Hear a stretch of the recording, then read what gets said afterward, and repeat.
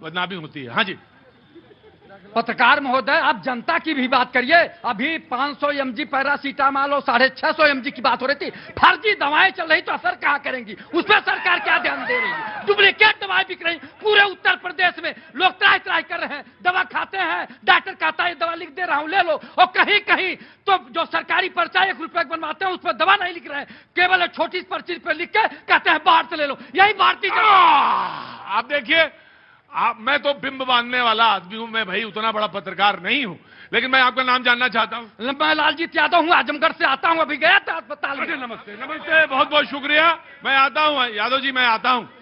दवा की बात हो रही थी। नहीं, कोई बात नहीं, कहने दीजिए, उनको पूरा बोलने का हक है।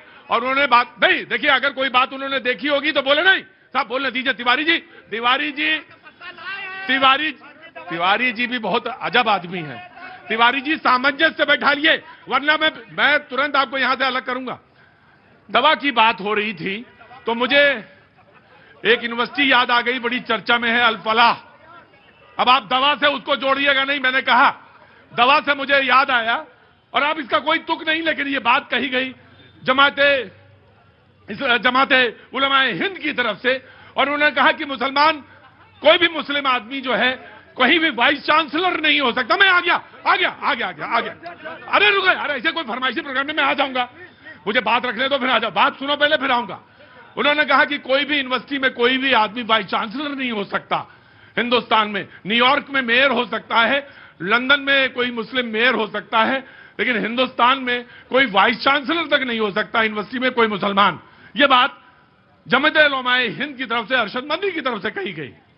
देखिए, पहली बात तो यह है कि मैं शिया धर्मगुरु हूं और मेरा ताल्लुक उन लोगों से नहीं है बिल्कुल। जिन्होंने बयान दिया है असद मदनी साहब, उनका बहुत बड़ा यहाँ पे हौजा है, मदरसा है, हजारों बच्चे पढ़ रहे हैं। हिंदुस्तान जो है सबके लिए था, सबके लिए है। यहाँ पे आजादी है, दुनिया में एक वाहिद ऐसा मुल्क है कि जहाँ पे हर इंसान को आजादी है, कोई भी मुश्किलात नहीं है, बेहतरीन सरकार चल रही है। हमारी कमी है, मान लीजिए जो हो रहा है, चुनाव आयोग कर रहा है, इसमें क्या मुसीबत है? आपके पास जो है बाकायदा, वो कहते हैं कि आगे आइए, वो कहते हैं कि आप नाम काट देते, देखते ही जैसे कि इनको देखा वैसे ही नाम काट दिया, बकौल उनके। हाँ। नाम देखिए, ऐसा है कि जो हर घर में पर्चियां आ रही है, बाकायदा पेपर आ रहे हैं, आप सही तरीके से भरिए। बहुत सी बेटियां ब्याह के वहां चली गई हैं, वहां से यहां आ गई हैं, बहुत से लोग मर गए हैं, तो जाहिर ये तो होना ही चाहिए है। और ये कहना कि वोट कट जाएगा, वोट किसी का नहीं कटेगा, आपको भरोसा रखना चाहिए सरकार के ऊपर। और अगर सरकार गलत करेगी तो आप कह सकते हैं, क्योंकि हमारा मुल्क भारत आजाद है, हर इंसान को अपनी बात कहने का हक है, हर पार्टी को अपनी बात कहने का हक है।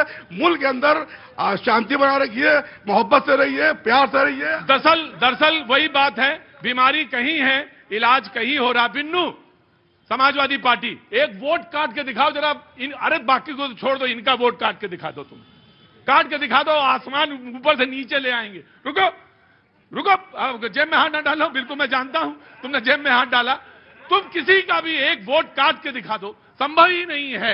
यही कह रहा हूं जनाब, ये यूपी है। हाँ। ये गुजराती है, वोट नहीं काट पाएंगे। यहाँ समाजवादी लठ लेके, समाजवादी नीति लेके नहीं। कौन चीज? जोर से बोलो न जाओ।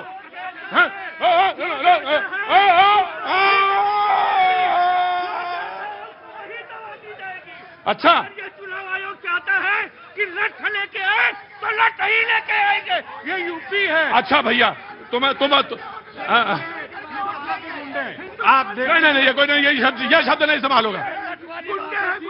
नहीं, अरे ये लठवादी भाषा ठीक नहीं है। अरे आओ, ठीक, कोई बात नहीं। ये प्रेम का लठ है, ये ब्रज वाला लठ है, वो जो वो लठ मार होली होती वो वाला लठ है। हमने सुलझा दिया मामला, फिर मत बोलना। अरे जा यार तुम्हें। जी जनाब, मैं आ रहा हूँ। हाँ जी हुजूर। सबसे पहले लखनऊ की सरजमीन आपका तहे दिल से इस्तकबाल करते हैं। वाह, क्या बात है, बहुत बहुत हुजूर, बहुत बहुत शुक्रिया, थैंक यू सो मच। क्या नाम है साहब? मोहम्मद अकील खान। एक शेर से अपनी बात की शुरुआत करूंगा। इरशाद। न तेरा है न मेरा है, न तेरा है न मेरा है, ये हिंदुस्तान सबका है। नहीं समझी गई बात तो नुकसान सबका है। जो नदियां मिल गई वो दिखलाई नहीं देती, महासागर बनाने में मगर एहसान सबका है। जिस तरीके से अभी आरएलडी के प्रवक्ता और भारतीय जनता पार्टी के प्रवक्ता कह रहे थे, तो आरएलडी के प्रवक्ता जिनका नाम ले रहे हैं जनाब अजीत सिंह साहब, वो सिर्फ भारतीय जनता पार्टी के साथ इस वजह से मिले हैं कि वहां मलाई मिल रही है, मलाई खाने के लिए वहां पर गए हुए हैं।